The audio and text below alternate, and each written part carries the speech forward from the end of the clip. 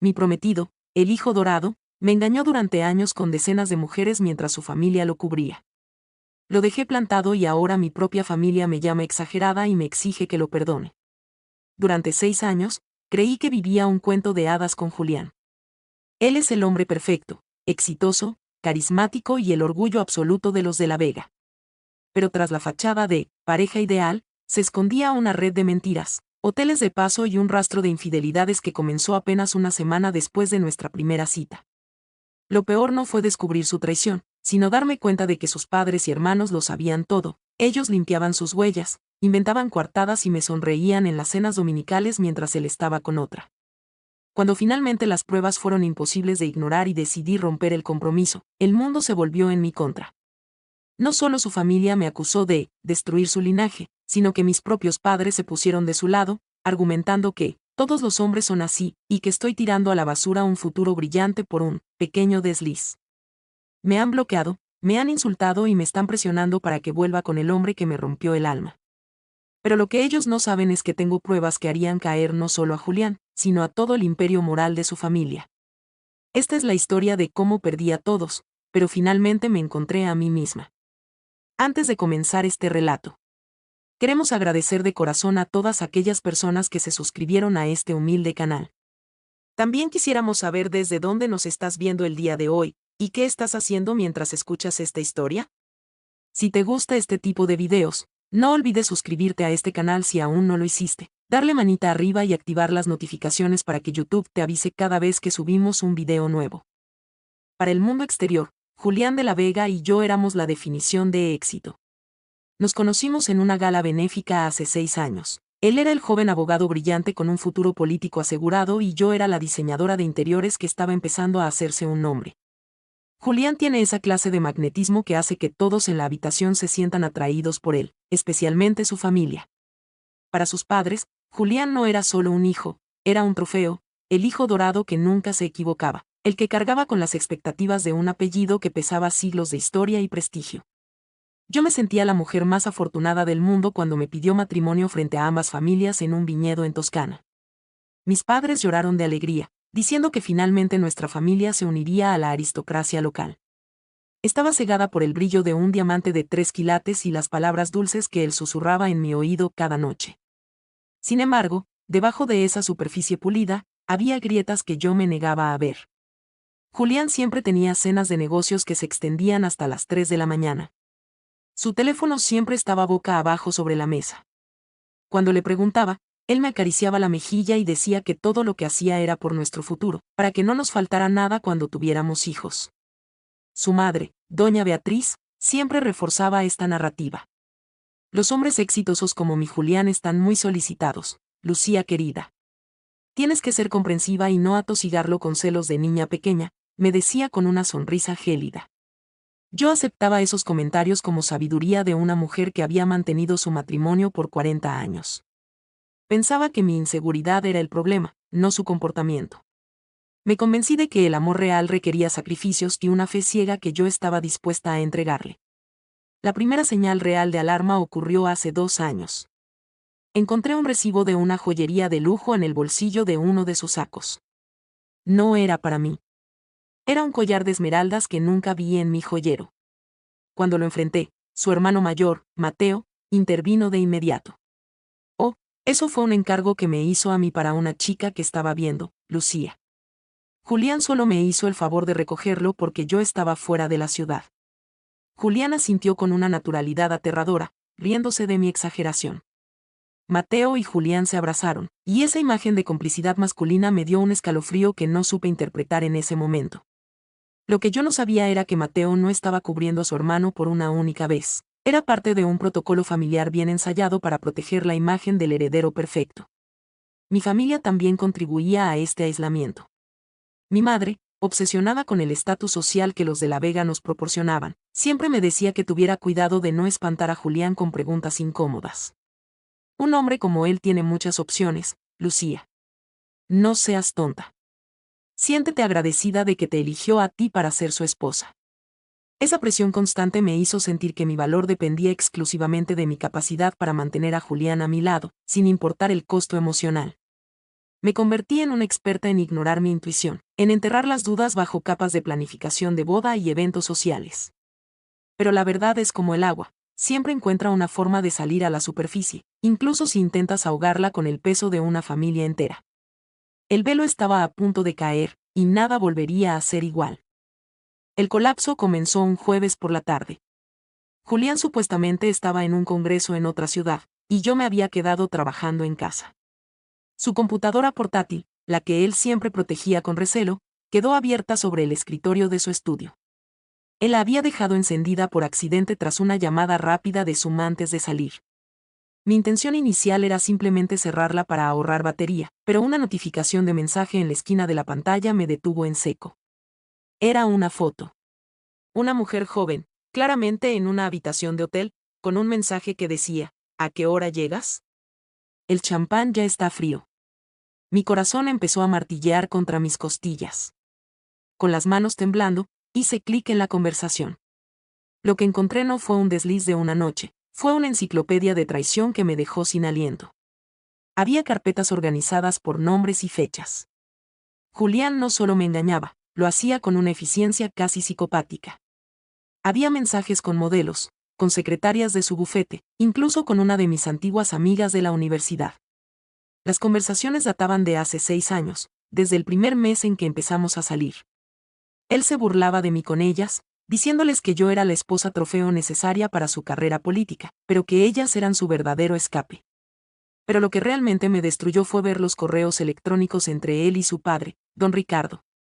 Julián le pedía consejos sobre cómo ocultar facturas de hoteles, y su padre le respondía con risas, diciéndole que un de la Vega siempre sabe manejar sus asuntos privados y recomendándole lugares discretos donde no lo reconocerían. Seguí bajando por el historial y encontré mensajes de su hermana, Elena. Ella le advertía sobre mis preguntas y le decía qué excusas usar. Dile que estuviste conmigo ayudándome con el coche, yo te cubriré si ella llama, decía uno de los textos. Sentí que el aire se escapaba de mis pulmones. No era solo Julián. Era toda su familia operando como una organización criminal para mantenerme engañada. Ellos me veían a la cara todos los domingos, me abrazaban, me decían que me querían como a una hija, mientras a mis espaldas se reían de mi ingenuidad y ayudaban a Julián a saltar de cama en cama. Me sentí sucia, humillada y, sobre todo, estúpida. Había desperdiciado mis mejores años siendo la pieza de ajedrez en un juego que ellos dominaban a la perfección. Pasé horas descargando pruebas, enviándome capturas de pantalla y documentos a mi correo personal. Sabía que en cuanto Julián se diera cuenta de su error, intentaría borrarlo todo. Mi mente trabajaba a 1000 por hora. Podía confrontarlo en ese momento, pero sabía que su familia lo protegería y me harían quedar como una loca paranoica. Necesitaba ser inteligente. Miré el anillo en mi dedo y, por primera vez, me pareció un grillete oxidado en lugar de un símbolo de amor. La boda estaba programada para dentro de 3 meses. Ya teníamos todo pagado, el salón, el banquete, las flores. La ciudad entera estaba esperando el evento del año. Pero mientras cerraba la computadora de Julián, tomé una decisión que cambiaría el rumbo de mi vida. Yo no sería la mujer que aceptaría las migajas de un mentiroso protegido por un clan de hipócritas. Durante las 2 semanas siguientes, me convertí en la mejor actriz del mundo. Seguí yendo a las cenas con los de la Vega, permití que Beatriz me hablara sobre el encaje de mi velo y dejé que Julián me besara al llegar a casa, aunque cada vez que lo hacía sentía náuseas físicas. Él no sospechaba nada. Su arrogancia era tal que creía que yo jamás tendría la inteligencia o el valor para descubrir su vida secreta. Mientras tanto, yo estaba moviendo mis piezas. Retiré mis ahorros personales de la cuenta compartida, busqué un nuevo apartamento en secreto y empecé a documentar cada mentira que él decía en tiempo real. Fue un periodo oscuro de mi vida. Vivir con el enemigo bajo el mismo techo es una forma de tortura que no le deseo a nadie, pero necesitaba estar segura de que mi salida sería definitiva. Lo más difícil fue lidiar con mi propia familia. Un día, intenté tantear el terreno con mi madre. Mamá, ¿qué pasaría si Julián no fuera el hombre que todos creemos?, le pregunté mientras tomábamos café. Ella me miró con una expresión de absoluto terror, como si hubiera pronunciado una blasfemia. Lucía, no digas tonterías. Julián es un hombre de oro. Si tienes algún problema con él, arréglalo en la alcoba. Una mujer inteligente sabe cuándo cerrar los ojos por el bien de su futuro. No vayas a arruinar esta oportunidad por chismes o tonterías. En ese momento comprendí que estaba sola. Mi madre no me veía como una hija que merecía respeto, sino como un vehículo para asegurar su propia posición social. Si les contaba la verdad, intentarían convencerme de perdonarlo antes de que pudiera escapar. La confirmación final de la complicidad total de los de la Vega llegó en una fiesta de cumpleaños para don Ricardo. Estaba en el pasillo cerca del despacho y escuché a Beatriz hablar con Julián. Hijo, ten más cuidado con esa chica de la oficina de prensa. Tu padre dice que los han visto cenando en un lugar demasiado público. Lucía es distraída, pero no es ciega. No pongas en riesgo el compromiso ahora que estamos tan cerca de la boda. La respuesta de Julián me heló la sangre. No te preocupes, mamá. Lucía está tan ocupada con las flores y el menú que no se entera de nada. Además, ella me ama demasiado, nunca me dejaría. Escucharlos hablar de mí como si fuera una mascota leal pero tonta encendió un fuego de furia fría en mi interior. Ya no sentía tristeza, solo sentía una resolución implacable. Esa noche, terminé de organizar mi huida. Había contratado a una empresa de mudanzas para que sacara mis cosas de nuestra casa mientras Julián estuviera en su despedida de soltero en Las Vegas, organizada por su hermano Mateo. Sería el momento perfecto. Él estaría celebrando su infidelidad una última vez antes de la boda, y yo estaría desapareciendo de su vida para siempre. Preparé una carpeta con todas las pruebas, las fotos, los correos, los recibos de los hoteles que su padre ayudaba a pagar. Hice copias para cada miembro de su familia y una especial para la mía. No me iría en silencio, me aseguraría de que todos supieran que yo sabía la verdad. El hijo dorado estaba a punto de ver cómo su pedestal se convertía en polvo, y yo sería la que soplara las cenizas. El tiempo de las lágrimas había terminado, el tiempo de la justicia estaba por comenzar. El día de la despedida de soltero de Julián llegó. Él se despidió de mí con una sonrisa cínica, prometiendo que se portaría bien y que me extrañaría cada segundo. En cuanto el coche que lo llevaba al aeropuerto desapareció de mi vista, llamé a los de la mudanza. En 4 horas, la casa que habíamos compartido durante 3 años quedó medio vacía. Solo quedaban sus cosas y los muebles que él había comprado. Me llevé todo lo que era mío, lo que yo había pagado con mi trabajo y mi esfuerzo. Cuando terminé, me senté en el suelo de la sala vacía y sentí una libertad que casi me hizo llorar. Pero aún faltaba la parte más difícil, la entrega de la verdad. No quería una confrontación a gritos, quería que el peso de sus propias acciones los aplastara. Envié los paquetes por mensajería privada a las casas de sus padres, de sus hermanos y, finalmente, a la casa de mis propios padres. En cada paquete había una nota simple: aquí está la verdadera cara del hombre que tanto protegen. El compromiso se terminó. Apagué mi teléfono, me dirigí a mi nuevo apartamento y me preparé para la tormenta. Sabía que en cuanto abrieran esos sobres, el infierno se desataría. No pasaron ni 2 horas antes de que el teléfono de mi casa nueva, cuyo número solo conocía mi mejor amiga, empezara a sonar. Era ella, avisándome que las redes sociales estaban empezando a arder. Julián, desde Las Vegas, no se había enterado todavía, pero su familia estaba en un estado de pánico absoluto. Habían intentado llamarme cientos de veces a mi móvil apagado. La primera en localizarme fue mi hermana menor, la única que siempre sospechó de Julián. Ella me apoyó, pero me advirtió que mis padres estaban furiosos. Papá dice que eres una impulsiva y que estás humillando a la familia por un arranque de celos. Mamá no deja de llorar, diciendo que Julián ya llamó a Mateo y que ellos dicen que todo es un montaje, que las fotos son falsas. Me reí amargamente. Era el guión esperado, negar la realidad, atacar a la mensajera y proteger al hijo dorado a toda costa. No importaba que las pruebas fueran irrefutables. Para ellos, el estatus valía más que mi integridad. Estaban dispuestos a sacrificarme en el altar de la conveniencia social con tal de no perder su conexión con los de la Vega. Esa noche, Julián regresó de urgencia. Fue a nuestra antigua casa y la encontró vacía. Me envió correos electrónicos cargados de veneno, pasando de las súplicas de perdón a las amenazas legales en cuestión de minutos. ¿Vas a pagar por esto, Lucía? Nadie deja a un de la Vega de esta manera. Mi padre se encargará de que no vuelvas a trabajar en esta ciudad. Sus palabras ya no tenían poder sobre mí. Al ver su verdadera naturaleza al descubierto, supe que había tomado la decisión correcta. Pero lo que no esperaba era la magnitud de la traición de mi propia sangre. Mis padres no solo no me defendieron, sino que esa misma noche emitieron un comunicado privado a los de La Vega pidiendo disculpas por mi comportamiento errático y asegurándoles que harían que yo entrara en razón.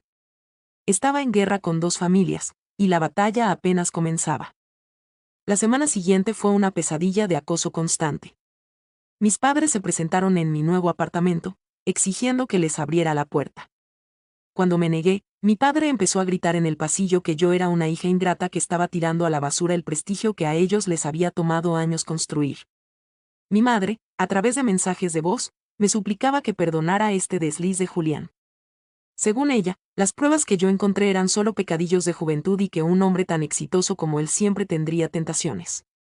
Lucía, por Dios, él está dispuesto a perdonarte el escándalo que armaste si vuelves ahora mismo y pides disculpas a sus padres. Podemos salvar la boda si nos damos prisa, decía con una voz que destilaba una desesperación patética. Los de La Vega, por su parte, cambiaron su táctica. Don Ricardo me llamó desde su oficina, usando ese tono de voz paternalista que solía usar para darme lecciones de vida. Lucía, hija, todos cometemos errores. Julián es joven y tiene mucha presión sobre sus hombros. Lo que encontraste fue algo desafortunado, pero te aseguro que él te ama. Hemos hablado con él y nos ha prometido que cambiará. Pensa en el daño que le estás haciendo a su carrera política. ¿Realmente quieres ser la mujer que destruyó a un gran hombre por un arranque de orgullo? Me quedé muda de la impresión. No había ni una pizca de remordimiento en sus palabras, solo preocupación por la carrera de su hijo. Me estaban pidiendo que fuera su cómplice, que aceptara una vida de humillación a cambio de un apellido y una posición social. Incluso mis amigos más cercanos, influenciados por la maquinaria de relaciones públicas de los de La Vega, empezaron a cuestionarme. ¿Estás segura de que no puedes darle otra oportunidad, Lucía? Es decir, él es Julián. Tal vez podrías ir a terapia de pareja. Fue en ese momento cuando comprendí cuán profundo era el poder del hijo dorado. La gente prefiere creer en una mentira hermosa que enfrentarse a una verdad incómoda. Julián no solo me había engañado a mí, había engañado a toda la sociedad, y su familia era el motor que mantenía viva esa ilusión. Me sentía como si estuviera gritando en una habitación llena de gente sorda. Pero mi resolución no flaqueó. Cada vez que sentía un momento de duda, volvía a leer los mensajes de Julián burlándose de mí. Eso era todo lo que necesitaba para recordar por qué me había ido. La presión llegó a su punto máximo cuando mis padres me amenazaron con desheredarme y cortarme todo vínculo si no asistía a una cena de reconciliación que habían organizado con los de La Vega. Era un ultimátum brutal.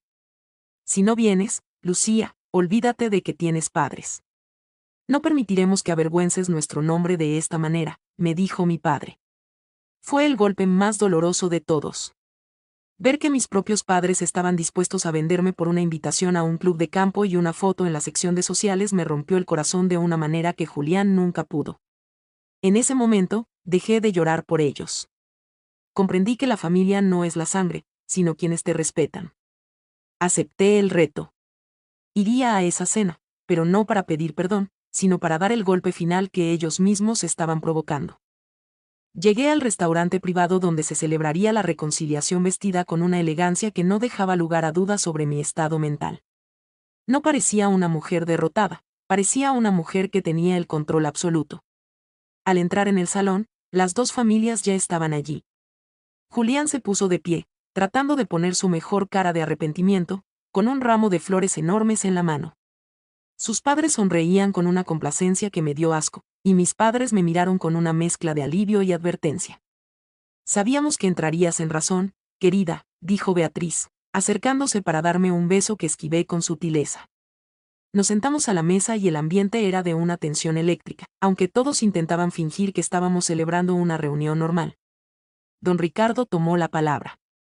Bueno, ya que estamos todos aquí, propongo que dejemos este malentendido atrás. Julián ha cometido un error, sí, pero él está dispuesto a compensarlo.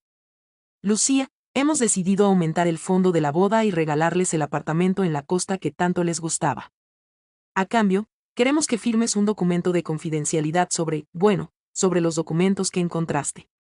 Solo por protección de la imagen pública de la familia, ya sabes. Mis padres asintieron con entusiasmo, como si les hubieran ofrecido el paraíso. Es una oferta muy generosa, Lucía. Firma y acabemos con esto, instó mi padre. Miré a Julián, que me observaba con una suficiencia insoportable, creyendo que su dinero y el poder de su apellido habían ganado la batalla una vez más. Tomé un sorbo de vino y dejé la copa sobre la mesa con una lentitud deliberada. Es una oferta interesante, don Ricardo, comencé, y todos se inclinaron hacia adelante. Pero hay un pequeño problema. No estoy aquí para reconciliarme con nadie. Estoy aquí para decirles que he enviado todas las pruebas de la red de infidelidades de Julián, y sobre todo, las pruebas de cómo ustedes, su familia, lo han cubierto legal y financieramente, a la prensa local y a la junta del bufete de abogados donde él trabaja. El silencio que siguió fue absoluto. Julián palideció hasta quedar de un color grisáceo. Beatriz soltó un grito ahogado y mi padre se puso de pie, con el rostro rojo de furia.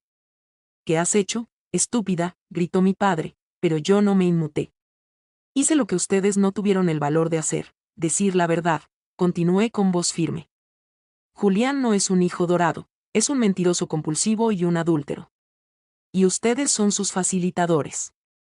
Prefirieron sacrificar mi dignidad para proteger una mentira, y ahora la mentira se ha terminado.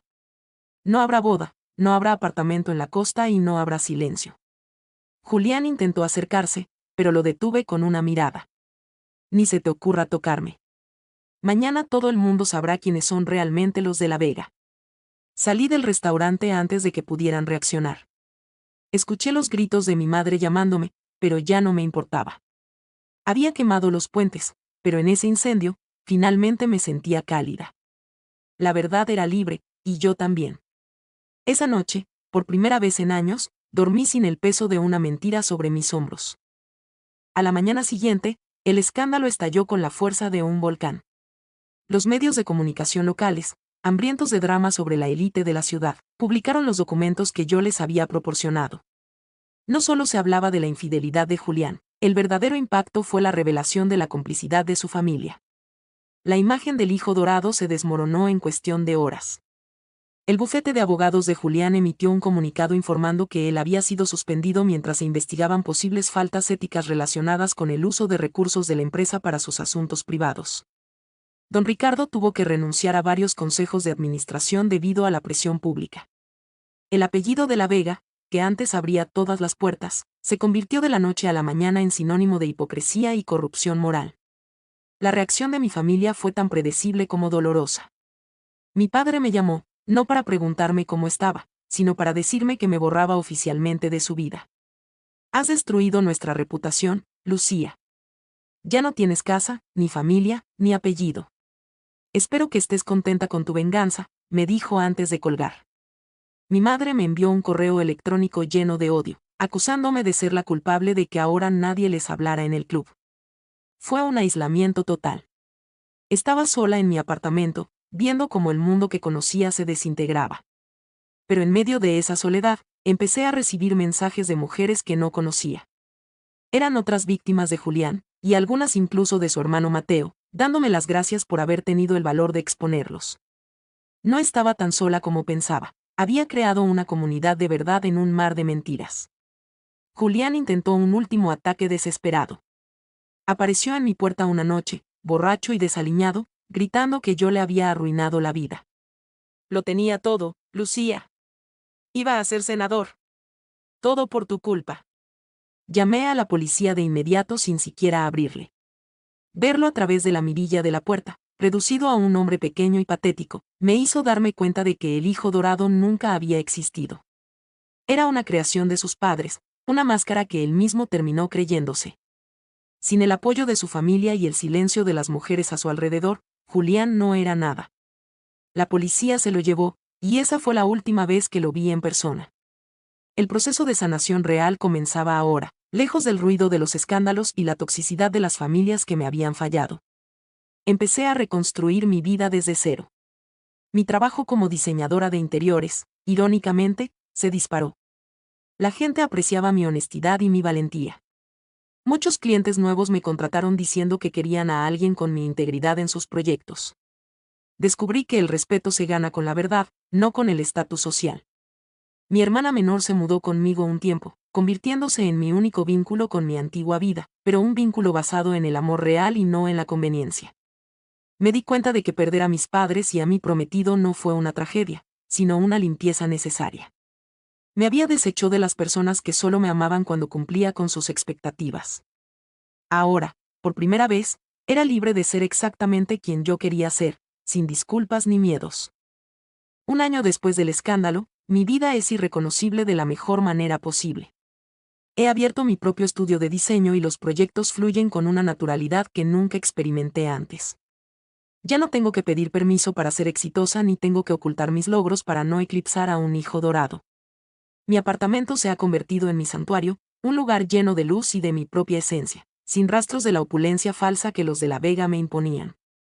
He aprendido que la paz mental es el lujo más grande que existe, y que no se puede comprar con diamantes ni con apellidos ilustres. A veces, todavía me despierto con un leve sentimiento de tristeza por la pérdida de mis padres, pero luego recuerdo el precio que ellos querían que pagara por su afecto y la tristeza se convierte en alivio. Las noticias sobre los de La Vega siguen llegando a cuentagotas. Julián se mudó a otra ciudad, intentando empezar de cero, pero su reputación lo persigue donde quiera que vaya. Ya no es el abogado estrella, ahora es solo un hombre amargado que vive de las glorias pasadas que él mismo destruyó. Don Ricardo y Beatriz viven en un aislamiento social casi total. La élite que tanto amaban les dio la espalda en cuanto dejaron de ser útiles y respetables. Es la justicia poética más pura. El sistema de apariencias que ellos mismos alimentaron terminó devorándolos cuando ya no pudieron mantener la fachada. Mi hermana me cuenta que mis padres siguen intentando recuperar su estatus, pero que la mancha del escándalo es demasiado profunda. A veces siento tentación de llamarlos, pero sé que ellos no han cambiado. Siguen queriendo a la Lucía que se queda callada, no a la mujer en la que me he convertido. He empezado a salir con alguien nuevo. Es un hombre sencillo, un arquitecto con el que trabajo a menudo. No es un hijo dorado, no tiene un apellido famoso y no busca el poder político. Pero me mira a los ojos cuando hablamos, respeta mi trabajo y nunca me ha mentido sobre dónde está o con quién. La confianza se siente como un milagro después de años de engaños. Con él, he aprendido que el amor no es una batalla de estatus, sino una colaboración de respeto mutuo. No hay secretos, no hay familias que cubran mentiras y no hay presiones para hacer nada que no sea yo misma. Es una relación que florece en la luz de la verdad, y eso la hace más resistente que cualquier cosa que haya tenido con Julián. Miro hacia atrás y me asombro de la mujer que solía ser. Esa Lucía que aceptaba las críticas de su suegra y el silencio de sus padres parece una extraña para mí ahora. Me gustaría poder abrazarla y decirle que no tenga miedo de romperlo todo, porque lo que vendrá después es mucho mejor.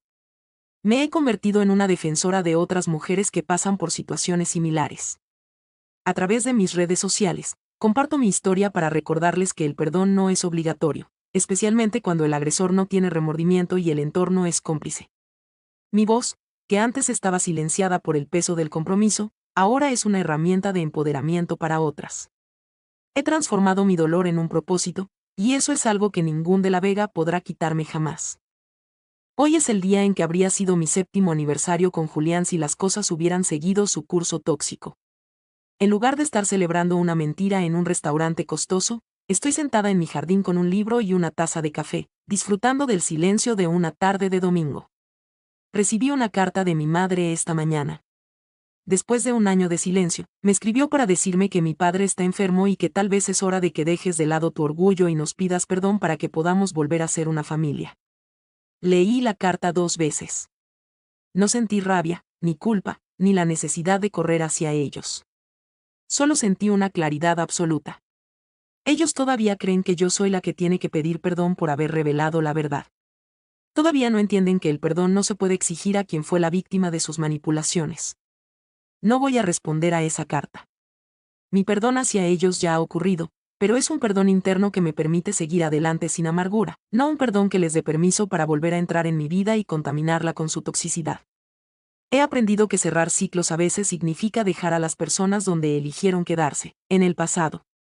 Mi familia son mis amigos, mi hermana, mi pareja y la red de apoyo que construí cuando me quedé sola. Esa es la familia que elegí, y es la que me ha demostrado que el amor incondicional existe. Mis padres biológicos tuvieron la oportunidad de ser parte de mi presente, pero prefirieron el estatus de un mentiroso sobre la dignidad de su hija. Esa fue su elección, y ahora tienen que vivir con las consecuencias de la misma. A veces la gente me pregunta si me arrepiento de haberlo hecho de una manera tan pública. Mi respuesta es siempre la misma, no.